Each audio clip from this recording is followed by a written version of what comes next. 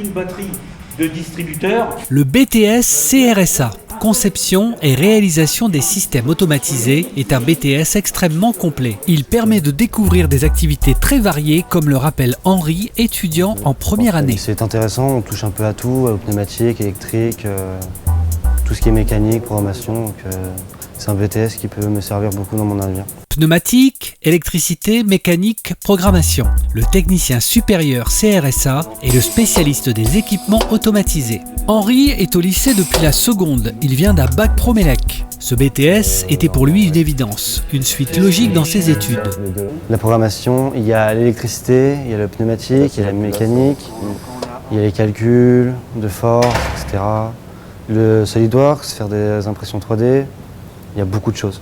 Dans cette formation, l'étudiant intervient donc à tous les stades de vie des systèmes. Il participe à la conception, à la modification, à la construction, aux essais, à la mise en service des systèmes automatiques. On va avoir des étudiants qui travaillent sur de la pratique concrète par rapport à des activités un petit peu théoriques au départ. On va avoir d'autres étudiants qui vont travailler sur la conception de pièces et l'assemblage de pièces, et ensuite d'autres étudiants qui travaillent sur de la programmation de ces systèmes automatisés.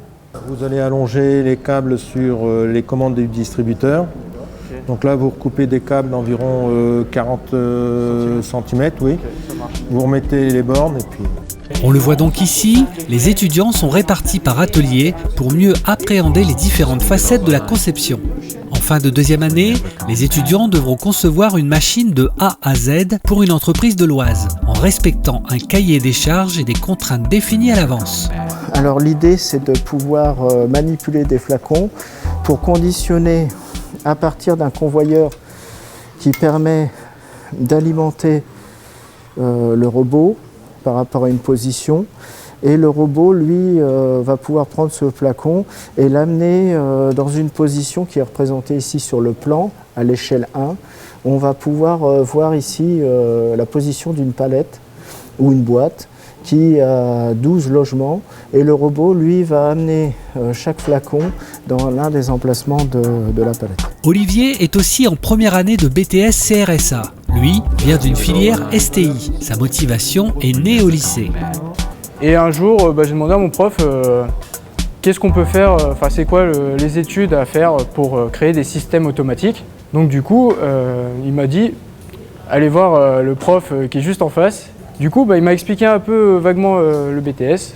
Puis sur Parcoursup, j'ai mis en premier choix BTS de création de systèmes automatiques. En première année, c'est surtout étudier, apprendre le métier. Donc ça va être beaucoup de théorie. Du coup, on fait essentiellement de la modélisation 3D. Donc on va faire tout le système en 3D sur SolidWorks. Et puis après, on va faire des études sur des composants. On va faire l'étude de vérins, de distributeurs pneumatiques, des composants électriques, etc.